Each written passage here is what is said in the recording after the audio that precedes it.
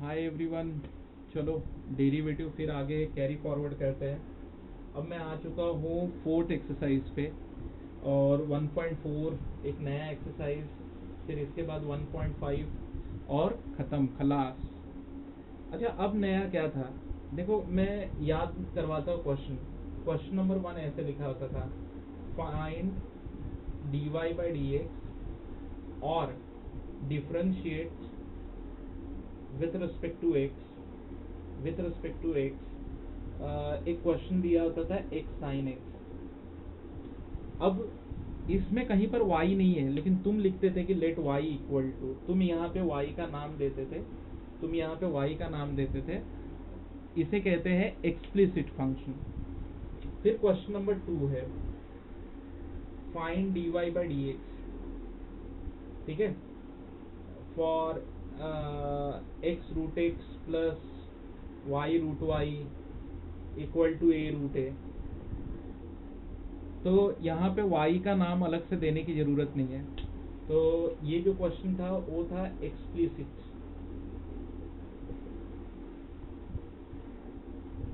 यहाँ पे अलग से नाम नहीं देने की ज़रूरत है, इसे कहेंगे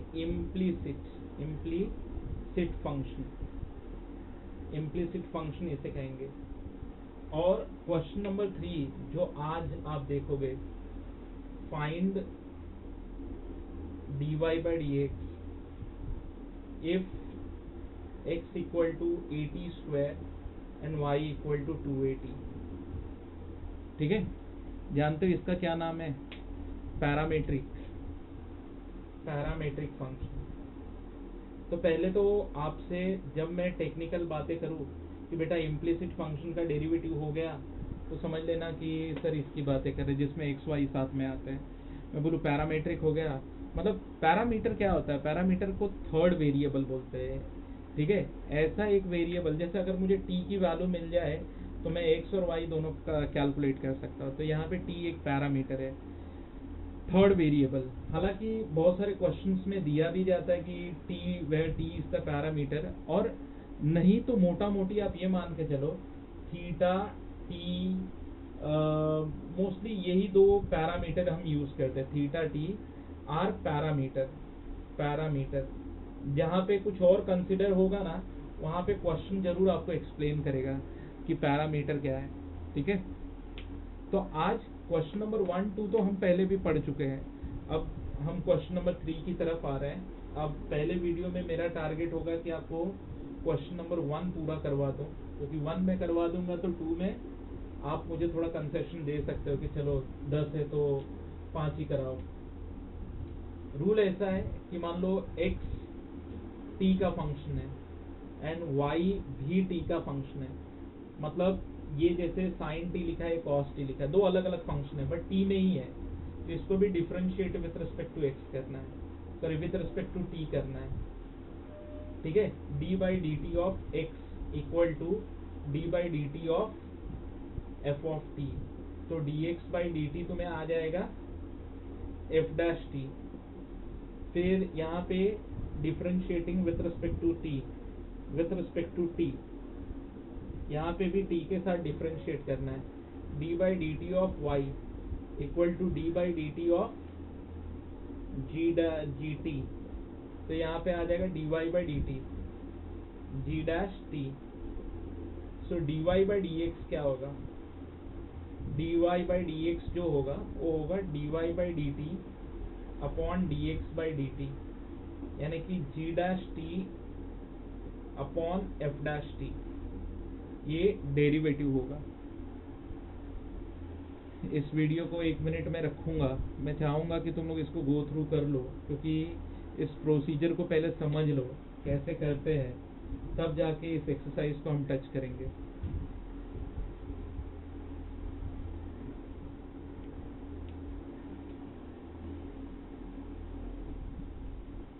ठीक है, तो अब मैं तुम्हारे सामने क्वेश्चन ले रहा हूँ। अच्छा, मोस्टली टी और थीटा को पैरामीटर मानना, बाकी देखो इसमें वेरिएबल का काम एक्स वाई टी और थीटा करेंगे, जिसमें से एक्स वाई तो आएंगे और टी और थीटा में से कोई एक ही आएगा, दोनों एक साथ तो नहीं आएगा। क्योंकि एक इक्वेशन में एक ही पैरामीटर यूज किया जाता है, ना कि एक से ज्यादा। ठीक है, तो अब तुमने कहा कि चलो सर ये तो समझ गया, आगे कैसे करेंगे वो बताओ। चलो जी, टी के अगर टी में है तो टी के साथ डिफरेंशिएट करना, थीटा में है तो थीटा के साथ, और बाकी जो भी अल्फाबेट है ए बी सी एम जो भी कुछ है वो सब अपने लिए क्या है, कांस्टेंट। ठीक है, तो 1.4 का 1 का फर्स्ट न्यूमेरिकल लिखा है x equal to a t square. तो आप पहले क्या करेंगे, dx बाई डी टी निकालेंगे, a बाहर रख के d by d t of t square.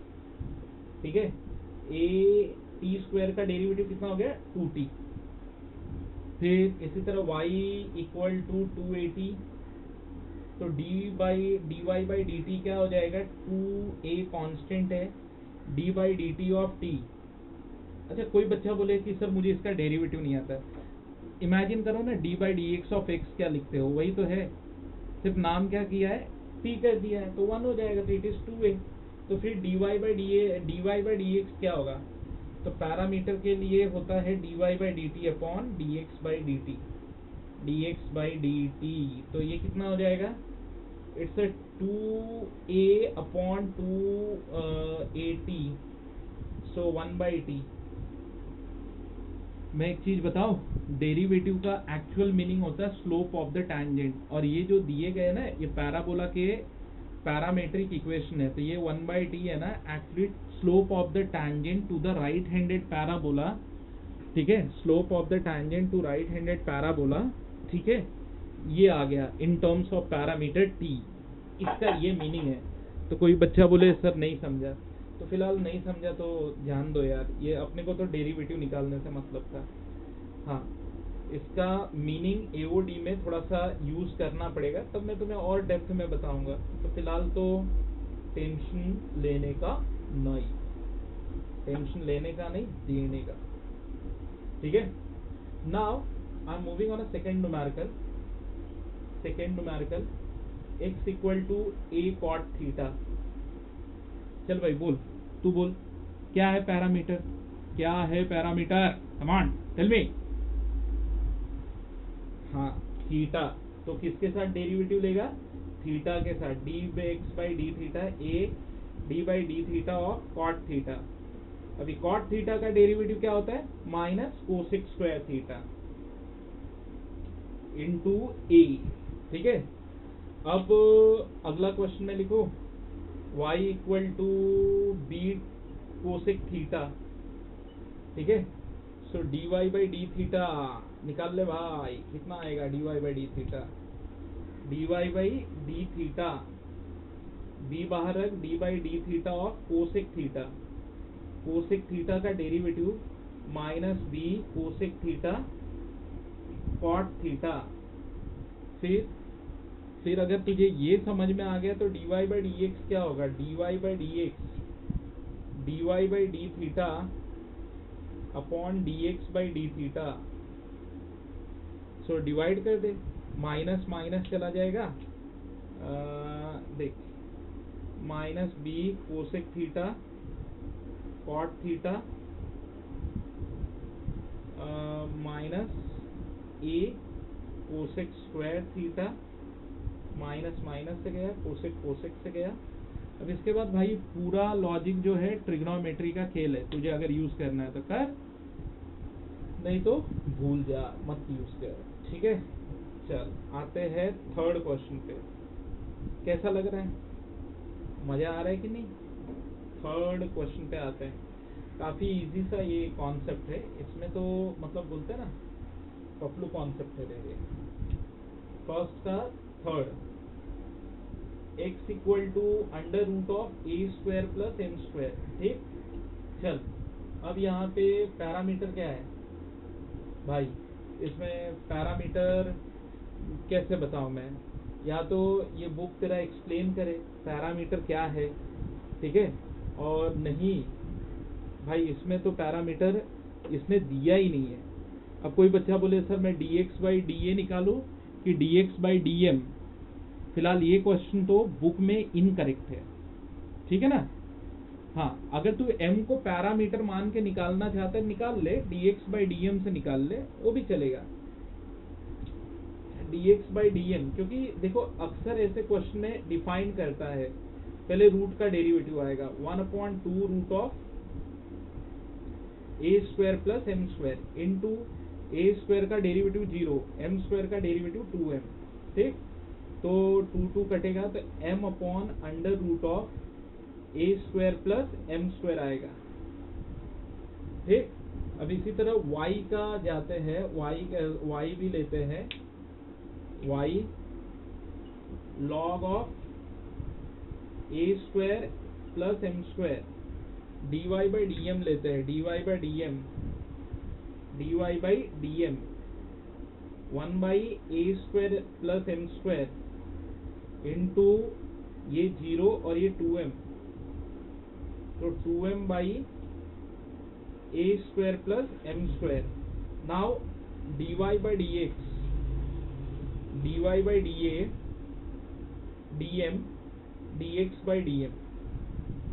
अच्छा, कोई बच्चा बोले सर अगर ऐसे निकालते तो dy बाई dx का आंसर अगर a के साथ निकालते, dm के बजाय da लेते तो अलग आता क्या? नहीं आता कि देखो पैरामीटर को डिफाइन करना पड़ता है, ऐसा नहीं कि किसी भी चीज को पैरामीटर ले लोगे, ठीक है। तो पैरामीटर को डिफाइन करना पड़ता है, जो इस क्वेश्चन ने नहीं किया है, इसलिए अब ये तो तुम कर लेना भाई, डिवीजन वाला तो कर लोगे ना तुम, बहुत इजी है यार, अब मत करवाओ यार, पाप लगेगा तुम लोगों को, सारे क्वेश्चंस मेरे से मत करवाया करो। क्वेश्चन नंबर 4 कर लेना, क्वेश्चन नंबर 5 मैं कर देता हूँ, चलो भाई, हालांकि ये तो और चिंदी है लेकिन ठीक है। हाँ, अब बच्चा बोले कि सर पैरामीटर क्या है, मैंने बोला ना टी और थीटा ही स्टैंडर्ड पैरामीटर होते हैं। वो पहले वाले क्वेश्चन में ना डीएम एम नहीं देना चाहिए था उसे, जहां तक मुझे लगता है ना एम को अगर उसने टी लिख दिया होता ना तो काफी अच्छा होता, ठीक है। तो चल dx बाई डी थीटा निकालते हैं, dx बाई डी थीटा, एक बाहर आएगा, 1 का डेरिवेटिव 0, कॉस का माइनस साइन हो जाएगा, तो हो जाएगा a साइन थीटा, बरोबर। अगला आ रहा है y equal to b theta minus sine theta, ठीक। चल कर देते भाई, dy बाई डी थीटा, फिर आ गया b थीटा का डेरिवेटिव थीटा के साथ, यानी d by d theta of theta 1, sine का हो गया कॉस। इसका आंसर तुझे प्रूफ करके बताना है, tan थीटा बाई 2 होगा। क्या होगा? tan थीटा बाई 2 या cot थीटा बाई 2, a बाई b cot theta by 2, something ऐसा ही प्रूफ करना है। सपोज अगर आ गया तो dy बाई डी एक्स कैसे निकालेगा? It's a b 1 minus cos theta upon a sine theta. हाँ, इसका आंसर प्रूफ कर, b by A tan theta by 2। चल प्रूफ कर। फिर एक बच्चा बोलेगा कैसे करूँ सर? अरे फॉर्मूला 1 माइनस कॉस थीटा, अभी ताजा तो 1.2 खत्म किया हमने, b बाई ए को बाहर ही रख, 1 माइनस कॉस थीटा हो जाएगा 2 साइन स्क्वायर थीटा बाई 2, नीचे हो जाएगा 2 sine theta by 2 cos theta by 2, है ना। तो ये होने से क्या होगा, 2 से गया, साइन से गया, और आंसर क्या आ गया? साइन बाई कॉस यानी tan थीटा बाई 2। तो answer is b by A tan theta by 2, tan theta by 2। Hopefully you understood. हाँ, अभी आगे चलते हैं भाई, 6, 7, 8 तीनों करवा दूं क्या? कितना लेंथ हो गया? 15 मिनट हो गया ना वीडियो का। चल भाई, 3 करवाने में ज्यादा 10 मिनट जाएंगे, 25 मिनट का वीडियो बन जाएगा, ठीक है। तो चल भाई, ये तीनों करवा देता हूँ मैं।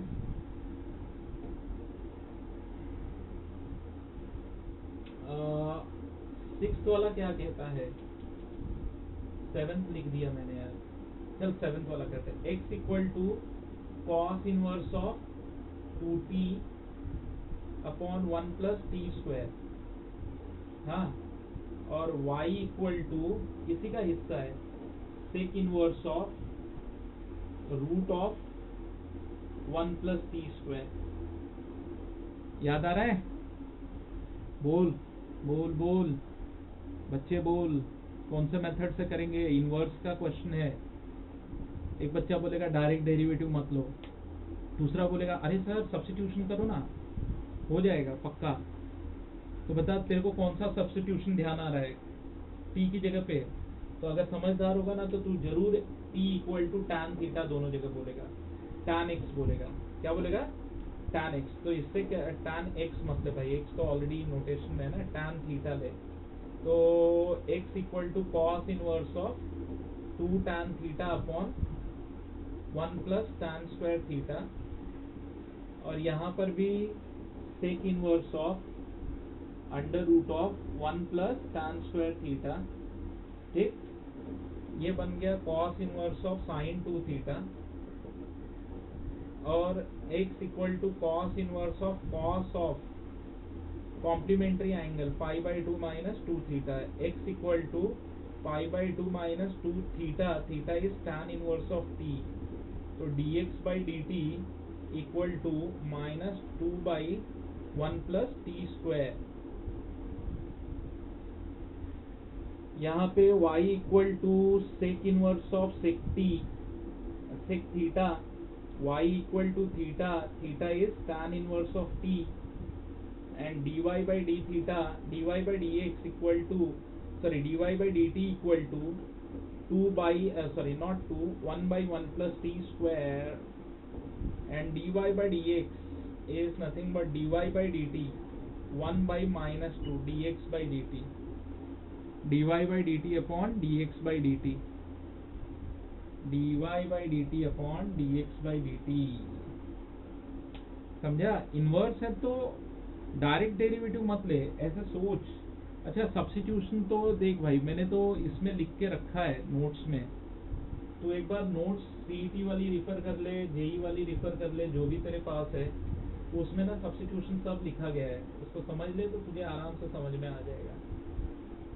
अच्छा एक मुझे लगता है यार ये तो बस है, और इसके 8th वाला तो तू करना सेम टू सेम है। t इक्वल टू साइन थीटा कॉस थीटा भी डालेगा ना तो भी तेरा आराम से होता है, t equal to cos theta डाल के तेरा वो आराम से होता है। ठीक है, एक लास्ट क्वेश्चन 6th वाला, x equal to t plus 1 by t raise to a. अरे भाई डिफिकल्ट नहीं है, डरना नहीं, ये variable raise to n dx by dt। कोई बोले लॉग से करने की जरूरत नहीं है यार, ये कांस्टेंट है ना, a t plus 1 by t raise to a minus 1। समझा ना? ये देख ना, अगर मैं तेरे से पूछूं कि बेटा d by d t of f raise to n t बता, तो तू कैसे करेगा? n f raise to n minus 1 t into derivative of f t, ऐसे ही जाएगा ना, इंटू डेरिवेटिव ऑफ टी 1 और 1 बाई डी का माइनस 1 बाई टी स्क्वायर। जा देख लेना अच्छे ढंग से, नहीं फॉर्मूला आता है तो। फिर अगला y equal to a raise to t plus 1 by t plus 1 by t, so d y by d t तेरा क्या हो जाएगा बेटा? D y by d t तेरा हो जाएगा a raise to t plus 1 by t log a to the base c into 1 minus 1 by t square। अब समझाऊंगा नहीं, तू खुद देख ले। dy by dx, dy by dt को dx by dt से डिवाइड करना, और जो कॉमन टर्म है कट जाएगा, a raised to t plus 1 by t log a to the base c upon a t plus 1 by t raised to a minus 1। समझा? इसके साथ क्वेश्चन नंबर 1 खत्म होता है। 1 खत्म होने के साथ साथ तू कह सकता है, अब देख इसमें टोटल कितने न्यूमेरिकल है? 4 पार्ट तक के न्यूमेरिकल है, तो होपफुली आज ये भी खत्म हो जाएगा, एंड फिर इसके बाद हायर ऑर्डर डेरिवेटिव चालू करेंगे। चल, थैंक यू वेरी मच।